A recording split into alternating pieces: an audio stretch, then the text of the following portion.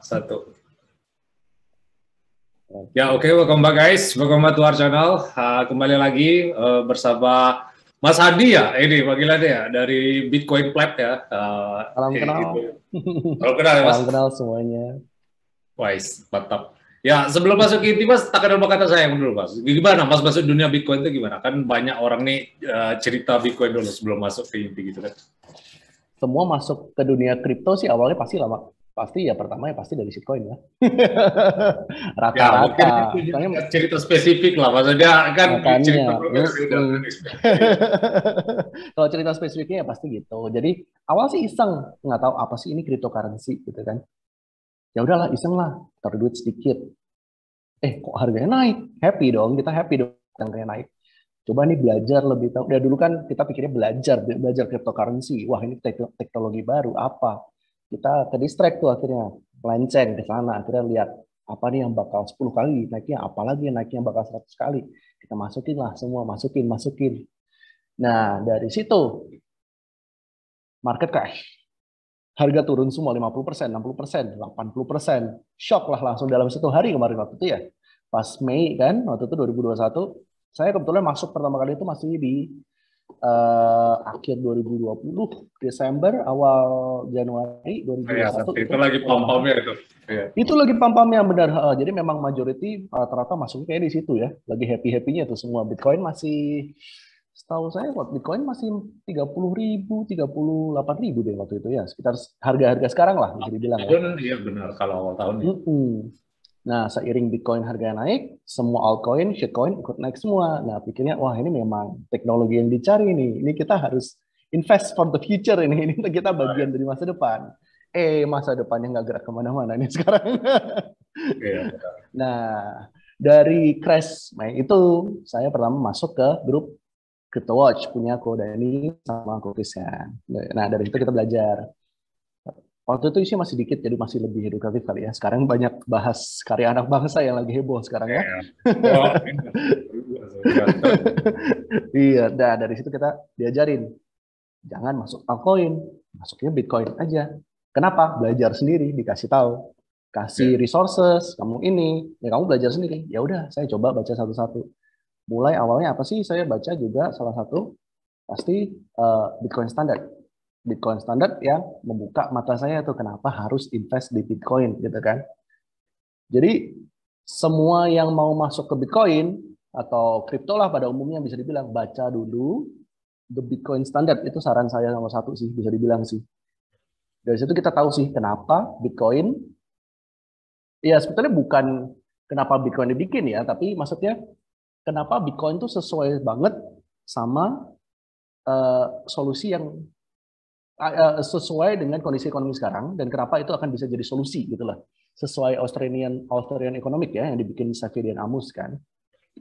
Nah dari situ saya belajar Bitcoin, tertarik makin lama makin hari ngikutin Bitcoin dietnya Andreas Antonopoulos, lupa makan lupa tidur belajar Bitcoin 18 jam sehari. Waduh, iya sih. Ya kalau Bitcoin belajar kan nggak ada habis-habis ya. Masih Manjuda sendiri pasti udah ngalamin juga tuh masa-masa itu. Masih masuk dari kapan? Aku dari 2017 sih, masih Wah itu. kuliah waktu itu. Ya Sampai masih sekarang? nganggur lah. Jadi aku nganggap ya udahlah kalau misal udah lost, ya juga masih muda kan. Jadi ya nggak Iya. apa-apa lah. Sampai sekarang apakah udah merasa? Sekarang ya udah Bitcoin only. Ya waktu awal juga tetap ini Mas, apa? Aku juga benar yang Mas bilang tadi nggak ada lah langsung Bitcoin ngerti itu kan. Jadi ya kita Iya. learning by doing lah. Jadi bagi kalian guys, kalau kalian yang banyak-banyak yang boncos dari shitcoin, ya inilah apa Welcome to belajar the club. pengalaman Mari kita ya. kita join. Welcome to the club. Kita semua yang masuk Bitcoin, kebanyakan pasti banyak yang pernah boncos dulu di shitcoin pasti sih. Itu udah diakuin semua orang, pengakuan dosanya begitu pasti selalu. Nah, ya awalnya segitu sih. Nah, dari situ saya berkembang dari cuman oke nih, ini bisa naik 100 kali, 10 kali. Saya tahu kalau Bitcoin itu bisa jadi store of value, bisa protect kekayaan kita, protect penghasilan kita, protect our wealth. Nah, itu kan. Kenapa? Ya, karena Bitcoin mempunyai monetary policy yang tetap 21 juta, tidak akan pernah berubah. Ya. itu perlu dipelajari lagi kenapa decentralized decision monetary policy-nya akan terjaga selamanya. Itu untuk alasan lebih kompleks lagi nanti mungkin kalau yang lagi nonton sekarang mau belajar lebih bisa. Nah, mungkin kita nggak usah ke detail banget sekarang ya kali ya. Kita mungkin lebih bahas ke apa sih kenapa awam Bitcoin-nya, nah gitu. Gitu sih paling. Ya tapi Mas prosesnya cepat juga ya, maksudnya dari 2021 kan ya walaupun cara belajar orang kan beda-beda kayak gitu kan, tapi orang ini kan masih banyak yang denial, terus Mas bisa masuk ketemu CryptoWatch itu sendiri, Mas gimana ya? Maksudnya dikenalin sama orang atau Mas otodidak cari sendiri? Apa sempat ikut conference yang tahun lalu? Maksudnya dulu Indonesia. sih pertama tahunnya sih dari Indo Cukong ya. Oh Indo Cukong. Indo Cukong, iya. Aku sih ikut channel Telegramnya Indo Cukong dan dia pernah ada promosi sekali buat yang mau belajar. Nih dia cuma kasih grup doang, terserah. Ya, dan dia ngasih cepet banget. Iya, dia ngasih cepet banget, kasih langsung hapus. Jadi saya kebetulan lihat langsung masuk, terus dia hapus channelnya kan di apa message-nya di channelnya. Jadi kita udah telat masuk ya udah, gitu kan. Ya. Saya beruntung sempat lihat chatnya, saya sempat join, jadi kenal jadi orang sama Mas Iqbal kan juga dulu di situ juga kan, jadi kita aku ngobrol juga. Jadi aku cabut dulu itu. Balik lagi lah Mas, ayo balik lagi lah. Aku di IDBC aja, bro, IDBC aja. Ya terus lanjut Mas. Lebih bikin fokus juga ya IDBC sih ya. Iya benar. Ya lanjut Mas yang tadi yang dicukup tadi. Ya, dari situ saya masuk CryptoWatch, saya belajar Bitcoin. Nah, baru dari situ saya tahap berikutnya sih saya ikut ke Indonesian Bitcoin Conference. Waktu itu nonton yang akhir Oktober 2021 kan. Sama aku juga. Dari situ saya tahu nih ada grupnya juga nih. Oh, ini khusus untuk Bitcoiner Indonesia nih. Ya. Nggak usah bilang maksi lah, ada yang maksi, tapi ada Bitcoiner juga kan, gitu kan. Ya. Setelah definisi maksi sendiri ini lebar nih, gimana nggak tahu kita. Kategori sendiri gimana? Maksudnya maksi atau pleb atau apa? Kan banyak kategorisasi ya kan. Saya pleb. Saya dibilang. Ya mungkin dari sisi Mas Dani, Kodani itu udah maksi bener ya. Maksudnya dia udah 100%, terus dia udah punya wallet sendiri, terus udah punya jalanin Lightning Node sendiri. Mungkin yang dia kurang mungkin punya ASIC sendiri yang agak susah. Memang udah susah itu masih ya itu berat itu masih. Kalau dibilang maksi itu udah termasuk maksi. Mas kategorisasi Mas maksi di sini menurut definisi Mas gimana? Definisi maksi sendiri kan sebenarnya banyak ya. Maksudnya di antara maksi pun banyak yang saling tudung. Itu mah kamu mah nggak maksi nih, kamu nggak maksi nih. Maksi tuh kayak gini ya kan. Jadi sebenarnya ya intinya sih kalau saya sih nggak usah sampai kasih legal term atau apalah, yang penting kita percaya sama Bitcoin itu aja. Dan kenapa kita bisa percaya sama Bitcoin itu sih kalau bilang sih. Ya ini aku ya confidential lah, Mas bisa kasih nge-share, kalau Mas nggak mau nge-share juga nggak apa-apa. Mas berarti udah punya custodial wallet sendiri, soalnya kan kemarin di IDBC TV maksudnya ya kayak misal iya ini kan no financial advice lah, maksudnya menurut Mas di sini gimana? Mas bisa share bisa? Kalau self custody wallet sih sebenarnya disarankan ya, pasti ya semua yang pegang Bitcoin ya kalau bisa punya self custody, karena itu tujuan dari Bitcoin sendiri. Jadi Bitcoin itu tujuannya dibikin sebagai uang yang bisa kita self custody sendiri, yang kita bisa pegang sendiri dan memang kita punya sendiri. Ya apa yang kita punya ya harus kita pegang, jangan kita kasih di exchange gitu. Kita titipin uang ke orang lain dan kita nggak tahu nasib uang kita gimana. Orang exchange sekarang aja banyak yang perizinannya masih belum jelas kan, ini kan masih apa ya, masih masa-masa baru lah buat kripto sebetulnya pada umumnya kan. Jadi kalau kita lihat sejarah nih, Mt. Gox, Rakpul, lari semua, ya itu terjadi juga. Quadriga kena juga masalah, Bitfinex dihack sama orang. Baru ketangkap orangnya, ya kan. Tapi kita lihat makin ke depan banyak sekali resiko kalau kita titipkan Bitcoin kita. Apalagi ranahnya masih perizinannya nggak jelas. Mereka kebanyakan juga masih harus dipendiri misalkan, ya kan. Kita nggak tahu, apalagi DeFi juga banyak yang nggak tahu yang bikin siapa. Waduh, berlindung di belakang profile NFT, udah kita nggak bisa lari, kita nggak tahu itu siapa. Ya kan? Nah itu sih. Itu sih pasti. Nah, kebetulan ada kemarin kayaknya ada perkembangan baru di Celsius kalau nggak salah tuh ada Ya. memang kan Celsius menjanjikan bunga kan buat Bitcoin ya, tapi Iya, iya. dengan ya kan, tapi dengan bunga itu kan apa sih resiko yang kita punya itu yang orang kita tahu, kita orang nggak tahu kan. Makanya. Bitcoin kita bisa aja jadi bagian dari reserve, fractional reserve mereka dipinjemin ke orang, dapat bunga, Ya, baru bayar ke diputerin kita. gitu. Diputerin pasti, karena Bitcoin yang jumlahnya tetap, mereka nggak bisa cetak ulang, mereka harus puterin, nggak ada cara lain, ya kan? Nah, Celsius terakhir aku dengar sempat memaksa account-account yang di dalam dia buat berubah jadi namanya hodl mode, jadi kita nggak bisa tarik. Oh iya Apa benar. bedanya sama bank account freeze? Ya kan sama aja. Jadinya kan Iya, mereka jadi bank yang tidak teregulasi. Mereka tuh bank, tapi nggak teregulasi aja gitu. iya benar.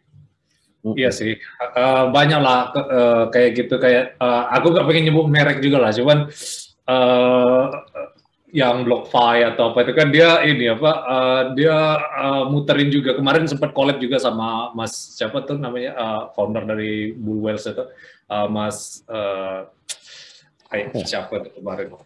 Iya dia bilangnya ini apa kalau GBTC apa BTC itu kalau yang yield gede itu ya diputerin di GBTC itu. Jadi ya benar guys. Nah, Jadi kalau kalian pengen benar-benar aman ya safe custody ya. Cuman ya kalian harus aware juga sih. Custody itu ya sama kayak kita pegang cash di wallet aja kan. Kalau misalnya kita dicuri orang kan ya salah kita juga kan. Kenapa taruh di iya, sana kan? betul. Ya kalau Jadi misal tapi lebih memang aman gitu juga. sih. Yang masalahnya kan kalau kita lupa passwordnya kan, lupa keysnya kan. Jadi itu yang masalah. Nah, mungkin kita bisa bahas itu kali ya, Mas Iman ya. Kemarin kan kita di Twitter Space kita waktu itu sempat bahas juga. Karena self custody ini beda. Orang beranggapan kalau kita masukin hardware wallet atau wallet kita software, hot wallet kita, itu Bitcoin kita di dalam software kita atau di dalam hardware kita. Padahal yang kita simpan kan sebenarnya passwordnya kan, private Ya, key kita kan, itu kan. Bitcoin kita di mana? Di blockchain. Karena ya, blockchain adalah ledger, jadi itu pencatatan seperti tumpuk-tumpukan rekening kita di bank aja sama. Yang tercatat dari awal berdirinya Bitcoin sampai sekarang semua dicatat, bisa dilihat kalau mau lihat di mempool juga tuh transaction ya, listnya ada semua. ya, Itu Bitcoin kita tersimpan di situ kan gitu kan. ya, Dalam bentuk UTXO, nah, itulah. Nah, hotel wallet ini ya emang memang tugas kita sendiri kan, memang mas buat apa ya simpan ya itu kan namanya self custody, jadi tanggung jawab di tangan kita. Jadi kalau ya, hilang kita nggak bisa salahin orang lain. benar. Ya memang salah kita sendiri itu aja memang sih. Nah untuk meminimalisir itu kita harus belajar gimana cara self custody yang benar itu aja. Ya, benar.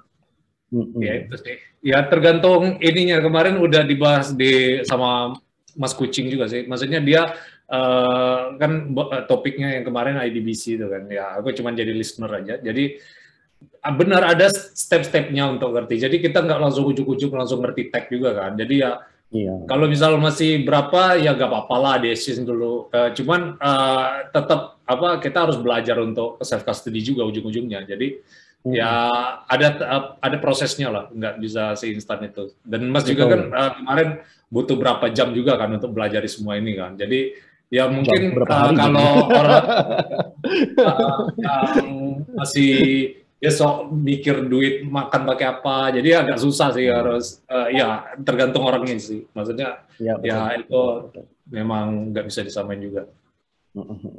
Dan memang betul sih nggak bisa disamain karena jumlah uang yang dimiliki orang-orang kan tetap beda juga ya. Kita nggak bisa bohong. Ada yang merasa mereka taruh 10 BTC di exchange aman karena itu sebagian kecil dari portfolio mereka. Ada yang pegang setengah BTC, 0,1 BTC udah deg-degan. Karena itu bisa dibilang uang yang Ya, mereka punya gitu kan. Ya disesuaikan aja gitu kan kalau memang persentasenya kan kalau tarik dari exchange juga ada biaya. Ya carilah exchange yang biaya paling kecil, jadi kita bisa tarik pelan-pelan. Atau exchange yang support Lightning Network, misalkan kan Lightning ya, yang biaya tariknya hampir bisa dibilang gratis gitu kan. Itu ya, kan juga bisa sebetulnya. Wallet pun macamnya banyak banyak banget kan. Ada yang ya kalau Lightning ya kita Lightning. Kalau misal mau masuk on-chain, kita bisa pakai Blue Wallet. Kalau buat awal, mula-mula kan, belajar dulu.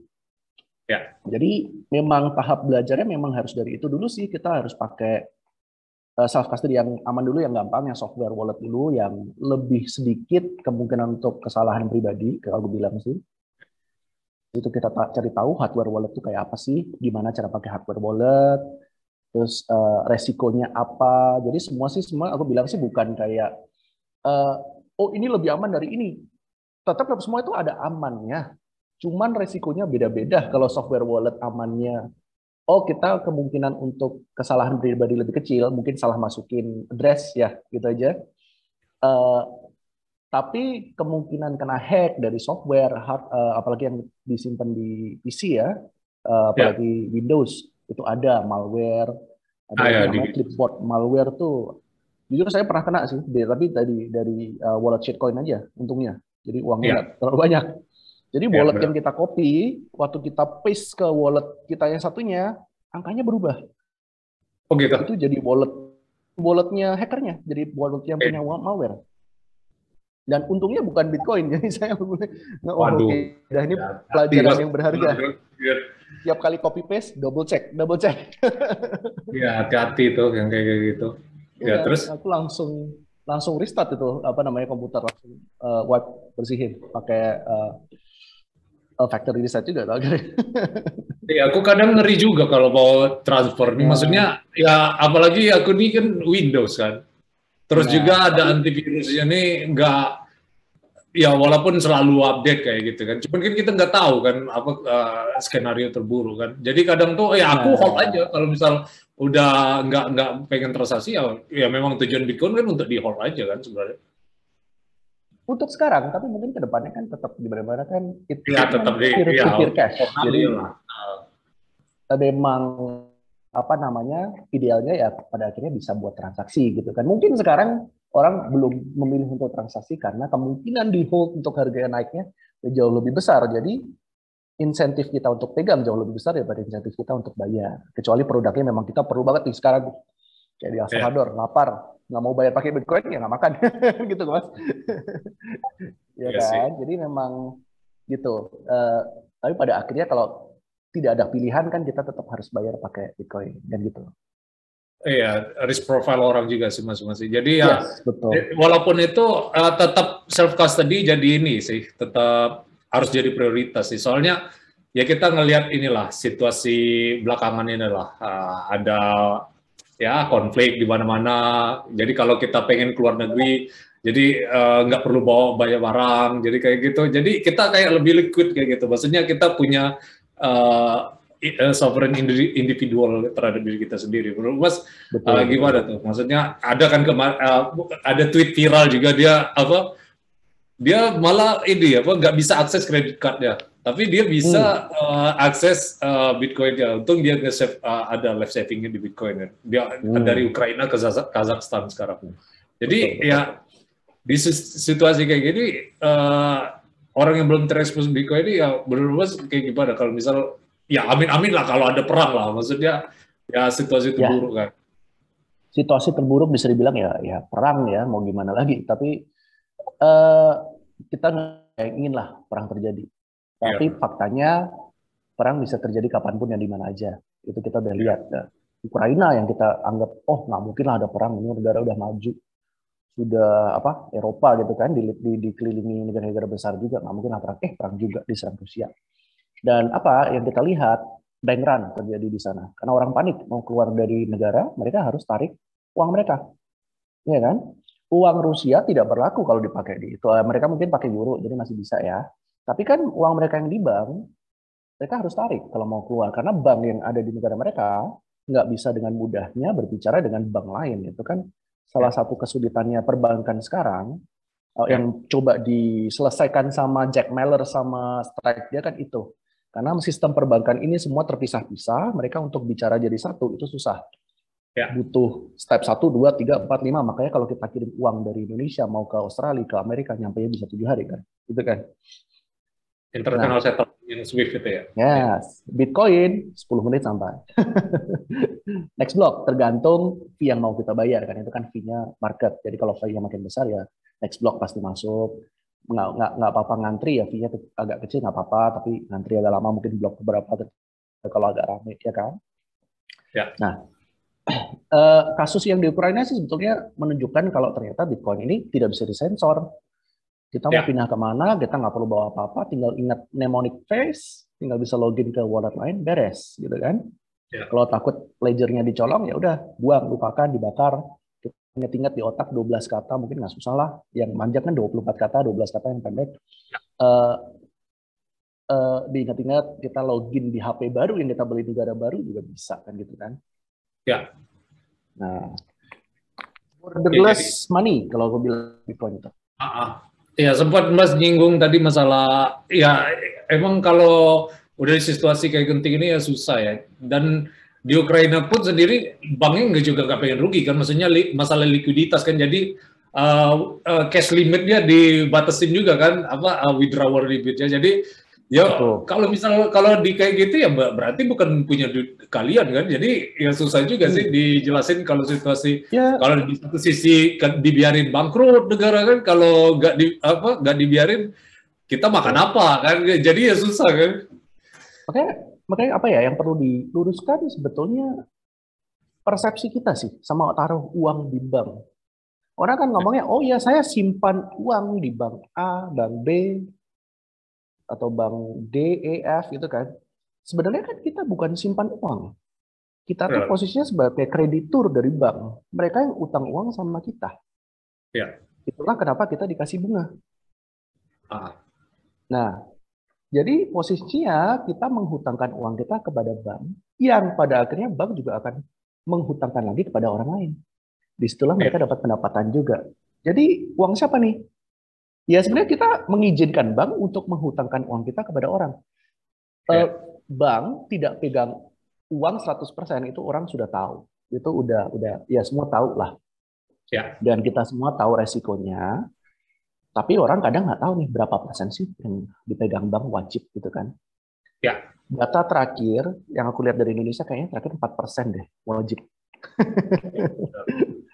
Di US bahkan untuk US ada beda-beda. Untuk bank yang deposit value-nya up to 16 million pun 16 juta dolar, mereka bisa hold 0%. Ya. 0%. Jadi sama sekali nggak pegang uang sama sekali, itu masih nggak apa-apa, masih legal gitu loh. Ya. Apa yang terjadi kalau ada yang orang mau ambil uang, lebih dari 4% orang ambil uang aja dari bank di Indonesia bisa kolaps bank kita, ya kan? Ya. Makanya kan diusahakan bisa mungkin semudah mungkin orang nggak perlu sampai ambil uang, kita bisa transfer uang pakai pindahin angka aja nih biar bank run itu makin tidak diperlukan kan gitu kan sebetulnya kan. Itu sebenarnya Ya. kayak kita dibikin oh ya udah nggak perlu tarik uang, kita gesek kartu aja, kita transfer pencet-pencet pakai klik BCA aja. Kan itu sebenarnya kita cuma transfer kredit aja. Oh oke, ini kredit transfer sini transfer sini, tapi uang kita sebenarnya kan nggak tahu kemana kan gitu. Dan itu Ya. ada resiko yang berlapis-lapis, resiko banknya apa penghutangnya tidak bisa bayar, berarti uangnya nggak balik juga jadi aset, ya kan? Aset itu Default ya. jadi milik bank. Putar ya, lebih kompleks dari itu sih kalau dibilang masalah resiko di perbankan ya. Ya. Dan kita dijamin uang di perbankan cuman per rekening per orang 2,5 miliar kan terakhir lembaga penjamin simpanan. Ya. Ya, nah itu ada batas limitnya juga. Nah itu mereka juga kalau dilakukan itu apa? Namanya bailout juga, namanya print money lagi Ya. dong buat save money. Ya, itu kan bukan salah kita gitu. Ya, benar. Ya itu Bank sih yang paling bisa, iya, gimana? Ya, sorry. bank yang gimana? Bank yang tidak bisa membayar utangnya balik ke kita, pemerintah yang membantu, ya kan? Ya, di bailout. Ibaratnya kita, iya tetangga pinjam uang ke kita nggak bisa balikin, ya orang tetangga yang salah. Iya, Ini pemerintah pun tetangganya juga lari, bukan pemerintah sih, dari pajak juga iya, kan. Iya. betul. Nanti jadi akhirnya kita sendiri yang bayar utang kita sendiri dong. Gimana dong yang kita Itulah utangin ke bank makanya. gitu. Akhirnya muter-muter aja. Kayak Nah, gitu. itu sebenarnya pergerakan uang yang muter di bank itu. Ya, perlu jelasin sejarah bank ini, Mas? Ya, gitu ya, terserah. Nah, orang Maksudnya, udah tahu lah, gitu lah. ah, ah. Tapi udah terjadi sih di Indonesia kayak yang kemarin tuh, ya aku nggak pengen nyebut nama lah. Yang jelas depositonya tiba-tiba hilang. Padahal udah Ya, berapa tahun nggak dicek. Ya kayak nah, hampir sama kayak Celsius tadi lah. Jadi udah kayak betul. kelok gitu kan, nggak bisa diakses, bukan duit kalian, tiba-tiba nggak ada. Jadi Ya itu sih apa plus minusnya kalau kalian ini guys naruh di bank ya. Ya. Kalau naruh di bank tuh ya paling yang jadi incaran orang ini kredit score-nya sih, Mas. Maksudnya untuk cash flow ya masih mending lah kalau kita ngincar kredit score kan. Soalnya ya kalau kita misal punya bisnis atau apa kan bank lebih percaya ngasih kita pinjam duit kan kayak gitu. Terus apa di BI checking juga nggak di blacklist kayak gitu. Ya ada ya walaupun secara saving ya nggak bagus ya. Tapi kalau kita minjem duit masih ini sih kalau di bank nih masih. Soalnya bunga kan rendah juga kan, jadi terinsentif orang untuk minjem. Ya, tapi banknya bunganya rendah, tapi siapa pinjamannya lebih susah. Jadi Ya, sebenarnya diuntungkan juga orang yang lebih punya uang, gitu kan? Iya, makanya yang top 1% iya. Soalnya dia nggak mau jual aset dia juga kan. Utang tuh kan nggak ada pajak. Kalau utang nggak ada pajak, dia yang dapat cash flow-nya, ya asetnya kan naik terus. Tapi ya dia nggak jual asetnya, dia nggak ketinggalan kereta kan, jadi ya duitnya tetap ada di aset itu, sedangkan dia minjem duit untuk kolateralnya aset itu, ada ya itu sih yang kayak makin kaya yang nah gimana? Akhirnya yang bisa mudah pinjam uang dari bank kan akhirnya yang memang track recordnya bagus, kaya, uangnya banyak. Itulah kenapa kalau simpan uang banyak di bank akhirnya dapat prioritas, fasilitasnya banyak. Ya kenapa kita yang ngutangin yang banyak kan? Mereka yang terima kasih memang. Ya gitulah intinya sih gitu. Ya tapi beda ya Bitcoin ini ya, Bitcoin is for everybody ya Mas. Maksudnya ya terlepas kalau kalian dari top 1% atau bottom 99% ya tetap punya akses ke Bitcoin ya, sama ya aksesnya. Sama, semua punya akses. Mungkin masalah pembagian kekayaan kita nggak bisa hindari lah, pasti tetap di dia ada yang lebih kaya, ada yang lebih, ada yang biasa, ada yang kurang. Tapi kan kita lihat kalau di mana kalau untuk fiat, orang makin pegang banyak fiat, mereka punya banyak kuasa. Punya hubungan ke Cantillon effect, ya kan, yang sering dibahas di Bitcoin, bisa memperoleh aset yang lebih banyak, kuasa yang lebih banyak untuk monetary policy itu kita sendiri. Dan kalau di Bitcoin, mau berapapun Bitcoin yang kita punya, ya kita nggak bisa merubah apa-apa, karena Bitcoin diatur oleh matematika, coding yang ada di Bitcoin software itu sendiri, ya kan. Jadi mau Satoshi dia balik lagi juga dia nggak akan bisa berubah apa-apa. Karena networknya sudah berjalan tanpa dia, sudah berapa tahun berarti? Tanpa dia. Sudah 13 tahun hampir ya? Ya, benar. Ya kan?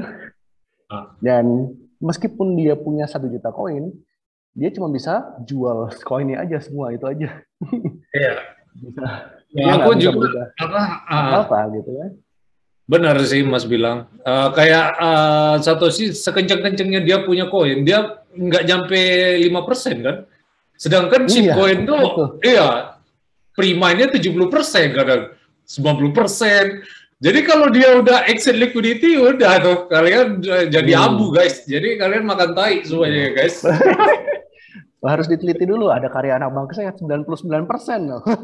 Prima ini. Makanya aku cek, maksudnya ada lah bisa dicek kan ininya apa walletnya tuh dari mana-mana, terus dia tuh ngakunya dia beli tokennya, padahal itu out of thin air. Jadi ya mungkin dia nggak ngerti ya sama developernya. Mungkin developernya bilang beli kayak gitu kan. Cuman nyatanya kan kalau kita lihat di blockchain kan memang nggak ada value-nya, terus digoreng baru ada value. Makanya tokennya itu kan 0,0000 ini rupiah harganya. Betul. Makin banyak aja tokennya biar kesannya affordable, bisa dibeli murah ya kan. Iya benar. Angkanya kesannya wah masih murah nih, potensi Rp1, Rp100, $1. Semua jadi triliuner. Dua dari mana semua jadi triliuner? Wah, makanya nggak jelas sih. Nah, Mas kan di sini udah masuk, ya udah plat lah. Maksudnya kita edukasi banyak orang kan, sama kemarin ikut IDBC TV juga. Nah, kalau Mas di sini, menurut Mas yang paling parah di Indonesia ini apanya ya? Maksudnya edukasinya kah atau naluri judinya lah atau apa. Menurut Mas yang bikin apa Indonesia ini kayak sekarang nih. Soalnya kan kemarin yang bodong tuh sampai ribuan triliun, ya, ratusan triliun yang ini apa jadi korban itu. Apa ya? Yang malas untuk belajar dan malas untuk cari tahu. Mungkin itu sih masalahnya, ya kan? Yang namanya investasi ya kita harus tahu apa sih yang kita pegang, seluk-beluknya apa, kenapa dia bisa ini, kenapa dia bisa dibikin, tujuannya apa. Nah itu, kalau masuk grup shitcoin ngomong bahasnya satu rupiah guys, ayo kita pump, itu aja bahasnya apa harga, fungsinya apa nggak tahu. Apalagi Premium kan tinggal ketik, deploy token udah 1 miliar token, 100 miliar token tanpa biaya, bisa dibilang cuma ngetik-ketik semalam aja, copy paste kode dari tempat lainnya kan. Itu yang orang banyak nggak tahu. Taunya harga masih murah, potensi naiknya ke berapa, padahal nggak tahu market cap apa aja nggak tahu kan gitu kan. Ya benar. Masa 100 miliar token market capnya mau $1, 100 miliar dolar apa nih? Dari mana nih? Nggak mungkin kan, aneh. Ya itu kan ya. Itu orang yang nggak mau belajar aja gitu.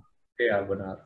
Ya masalahnya kan itu kan Mas orang nggak mau belajar. Nah ya kalau Mas ya kayak di IDVC TV kemarin solusinya gimana Mas? Ya aku ini kan coba bring edukasi kan, tapi kadang yang kayak Kripstok kemarin datang ke channelnya Mbak Sinaga itu juga kadang dihujat juga. Menurut Mas gimana ya? Maksudnya memang harus learning by doing kan? Maksudnya mereka tuh harus bangkrut dulu kan, baru bisa belajar kan?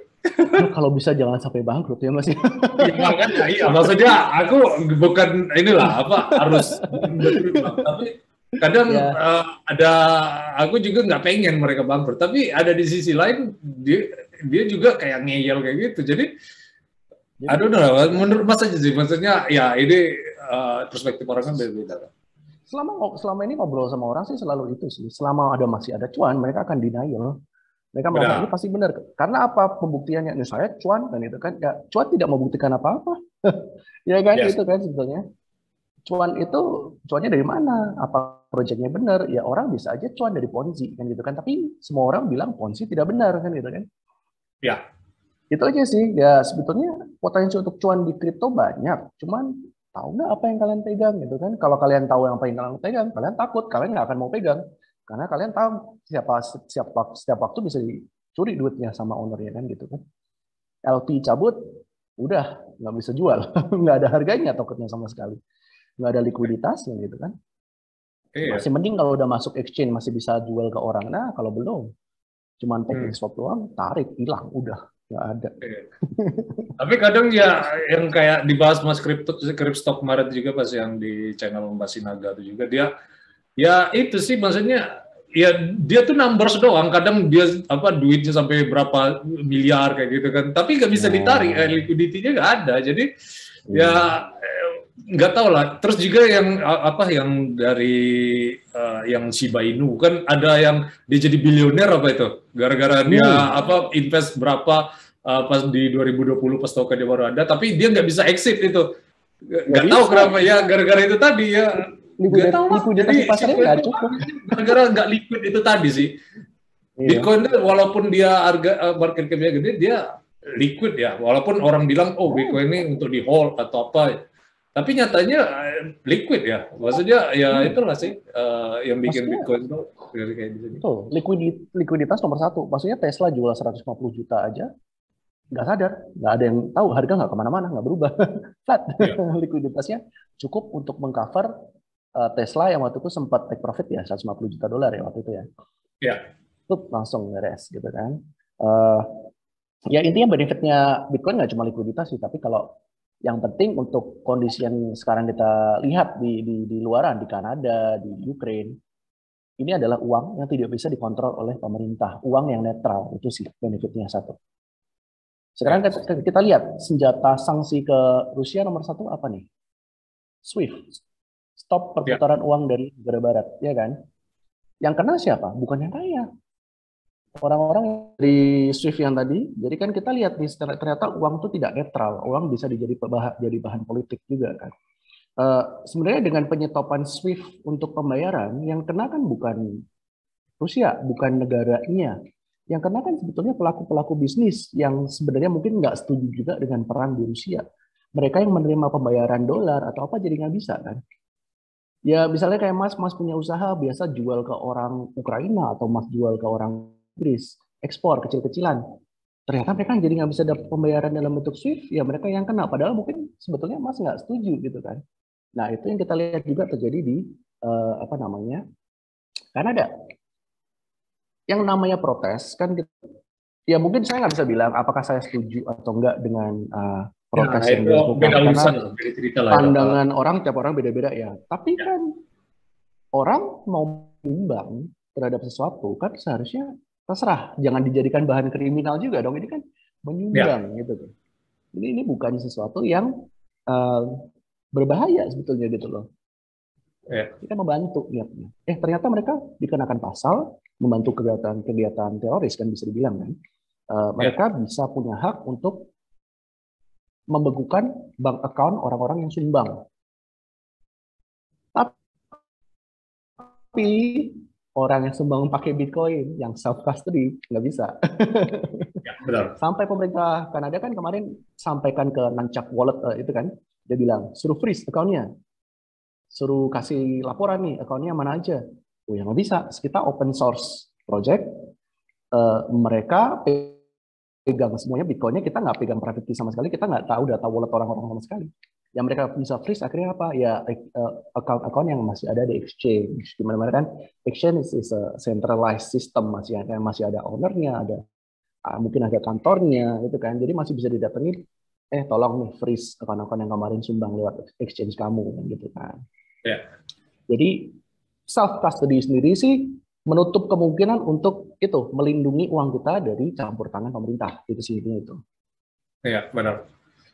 Ya Mm-mm. kemarin juga ya sampai ini juga kan keluar ultimatum juga dari presidennya, dia bilang eh, ya exchange jangan mempromot inilah dari self custody lah, soalnya ya takut kehilangan kontrol kan pemerintahnya. Jadi ya serba salah lah maksudnya. Ya ini terlepas dari sosialis kapitalis lah, tapi orang di Mm-mm. sini kan punya hak terhadap apa yang dia pegang kan. Jadi I don't know lah. Jadi Mm-mm. dunia sekarang makin kesini makin ini sih, kalau makin ngeri sih. Yes. Tapi ya sebetulnya apa ya? Eh, di sini aku bilang plus minusnya Bitcoin juga. Bitcoin kan an open network yang semua transaksinya bisa dilihat. Jadi apakah Ya, Bitcoin sendiri bisa digunakan untuk kegiatan kejahatan? Bisa, tapi bisa di ya, tracking. ya, Pemerintah nggak bisa freeze, tapi dia bisa tracking dari awal exchange keluar dari exchange apa. Meskipun ada coin join kemarin ya sempat kasus ya, Bitfinex kan yang untuk menghapus jejak, tetap bisa kok ketangkap dari mana. Ya waktu dia off ramp mau dia cairin, dia ketahuan ternyata dia beli gift card, gift cardnya dia connect ke email dia, ya ketahuan itu uang hasil hack dari Bitfinex yes. dipakai sama dia ya kan, bisa ditangkap. Ya, Jadi si sebetulnya rapper itu kan. Ya, ya, kalau mau berbuat kejahatan pakai Bitcoin bisa, tapi bisa ketangkap gampang sebenarnya. Kan? ya Tapi sih. itu Mm. mencegah bank account kita di freeze duluan sebelum kita benar-benar terbukti kita bersalah. Kan Ya, benar. pemerintah punya kemampuan itu. Kan katanya kalau apa namanya sesuai law kan seharusnya itu dong innocent till proven guilty. Ini kebalik nih, Ya, dituduh duluan sampai proven innocent, salah nggak boleh dong. Nah Bitcoin menunjukkan ya, kalau itu harusnya seperti itu gitu loh. Kita nggak bisa di freeze, kita bisa melakukan apa aja sampai kita bisa dibuktikan kalau kita bersalah. ya, Dan itu bisa di track juga transaksinya. Jadi nggak bisa bilang juga gitu. ya sih. Ya, itulah. Jadi ya itu guys, pentingnya self custody. Jadi kalau kalian Yes. ini apa butuh, ya kemarin udah dijelasin juga di IDBC TV, mungkin akan saya share di link deskripsi kalau kalian ini ya curious about self custody, udah lengkap komplit banget kemarin ngejelasinnya, jadi kalian bisa cek sendiri. Nah, terus terakhir nih Mas, sebelum ya ini fun aja lah, maksudnya Mm-mm. Bitcoin Price Prediction. Menurut Mas, Bitcoin ini masih bull Waduh. run, merah, atau udah Kalau apa? kemarin udah dibahas Market? on-chain sih, dibahas on-chain sama Kodani sih dingin ya. Ya, Sebenarnya di gimana mana tahunnya bukan winter, bukan iya. berarti yes, bukan berarti pasti karena on-chain sendiri kan sebenarnya ini ya, on-chain sendiri kan masih makro. Jadi kemungkinan bullnya masih ada, tapi kemungkinan bear-nya juga ada gitu. Karena apa? Ini mayoritas holding udah ke long term holder nih, short term holder ada collapse, sudah pada cut loss semua ini. Nah, ini pergerakan yang biasa umum dilihat kalau lagi bear market, di mana long term holder di atas 6 bulan pegang mayoritas Bitcoin yang ada di sirkulasi. Sekarang kayak terakhir datanya udah sampai all time high ini, malah sekitar 70% Bitcoin dipegang long term holder. Ya. Nah, short term holder kemana? Belum. Mereka bahkan jadi bahan distribusi dari long term holder whales besar-besar ini, gitu kan. Nah, tapi kalau dibilang, oke, ini berarti udah bottom banget, ya belum tentu, karena long term holder view-nya beda. Mereka minus 50%, mereka nggak peduli gitu. Kalau sekarang ternyata dari 30, terakhir berapa nih? 39.000, saya nggak lihat chart. 39.000, turun lagi ke 20.000, ya mereka akan beli lagi. Karena kemampuan mereka untuk hold pasti beda dengan orang yang iseng-iseng siapa tahu fun, ya kan? Oh, ternyata rugi 10%, pusing, cut loss, takut ada perang, cut loss, ya terserah gitu. Tapi kan kita kalau lihat long term holder, ya mereka tetap hold, mereka belum jual sama sekali, bahkan miners masih koleksi gitu kan. Ya.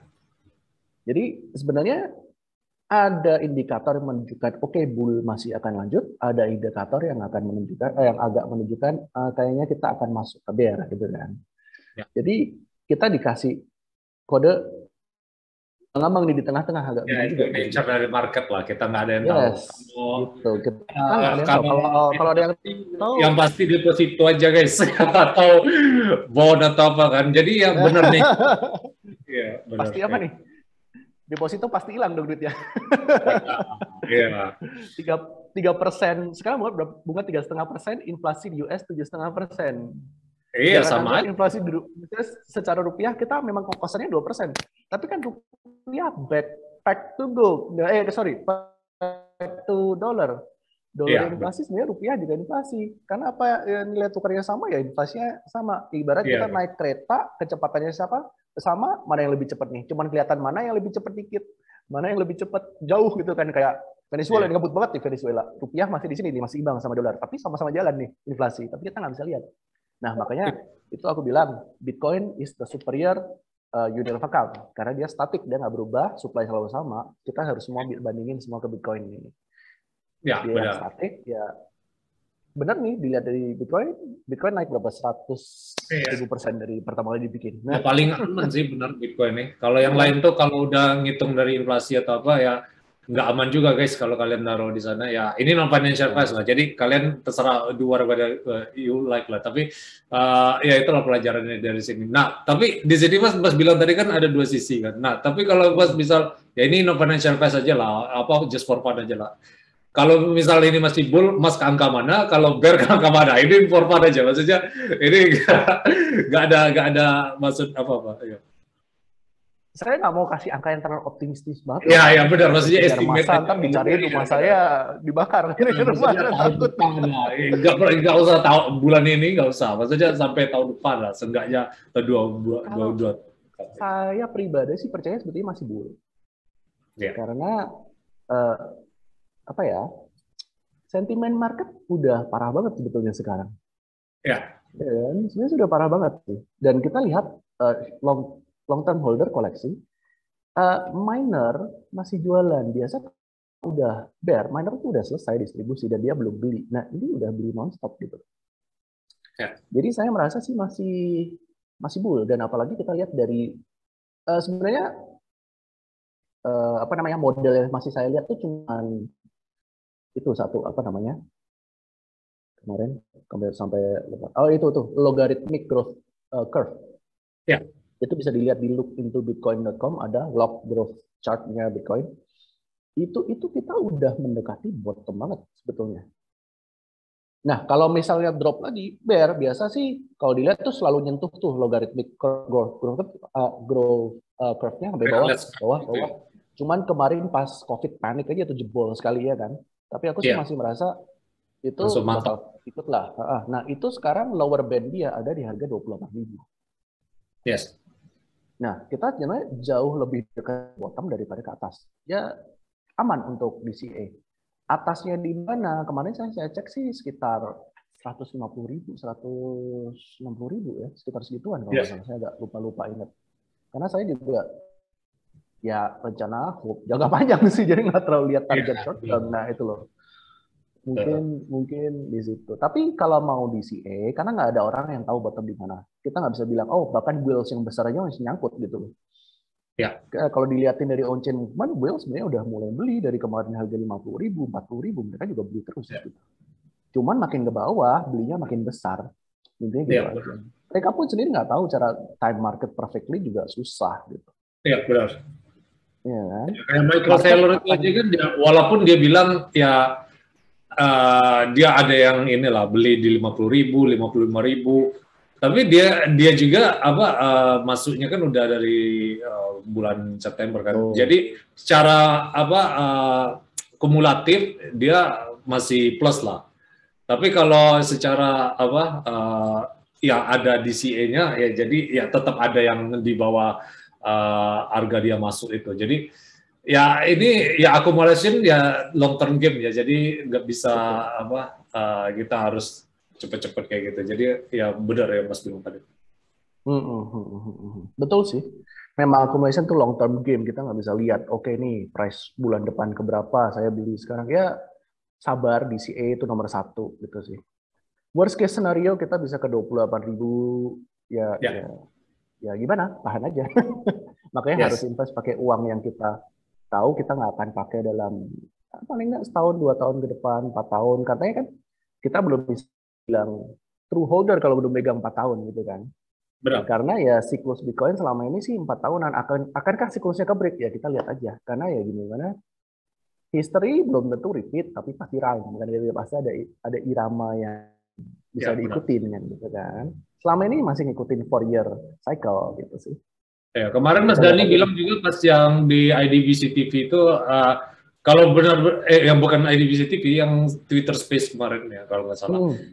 Kalau misal ngikutin 4-year cycle berarti November kemarin udah top, soalnya di 16 Maret. Betul. Tapi kita kan nggak tahu apakah itu benar year cycle atau ada super cycle atau lengthening cycle, nggak tahu kan. Nah, benar. Karena kemarin kan ada kejadian luar biasa yang kita nggak sadar, nggak di-expect kan. Semua miner ditendang keluar dari Cina, hash rate turun 60%. Jadi miner yang seharusnya belum waktunya jualan, udah mulai jualan duluan. Karena mereka terpaksa harus pindah, karena harus jual duluan. Jadi apakah bull market kita kepotong lebih pendek, atau mereka malah ya udah jual terus beli lagi. Nah, kelihatannya sih sekarang mereka sih beli lagi gitu loh, udahan. Iya, benar. Kan hash rate-nya juga all time high juga sekarang, Mas. Jadi iya, jadi dia kayaknya udah mempersiapkan udah lama kan, maksudnya ini udah tahu dia kan udah bertahun-tahun wacana di ban itu kan. Jadi seenggaknya tuh dia kalau udah beneran di ban langsung dipindah, langsung bisa implement. Jadi udah disediain di tempat yang dia mau pindah itu. Betul. Kita kan cari, maksudnya miners gitu banyak dengan cari kapasitas power yang memadai kan juga susah. Berarti mereka sebenarnya sudah lihat-lihat kan, mereka juga pindahnya juga lumayan cepat, nggak sampai setahun udah all time high lagi hash rate kita. Itulah makanya. Dengan difficulty mining setinggi ini, dengan harga 39.000 mereka masih buying terus, ya berarti mereka masih confident in the market. Ya benar. Apalagi apakah masih bull? Ya. Permanen ini bull ya kayaknya Bitcoin, semoga amin gitu kan. Jadi ya itulah guys. Ya ini non financial apa sih guys. Jadi ya ntar bakal share di deskripsi juga. Udah Mas, oke deh, thank you Mas buat waktunya. Ya, sorry tadi agak macam-macam ini. Jadi emang internet ya itu jadi guys support terus ya. Nanti saya bakal share ini IDBC Growth di link deskripsi. And leave a like and subscribe to our channel.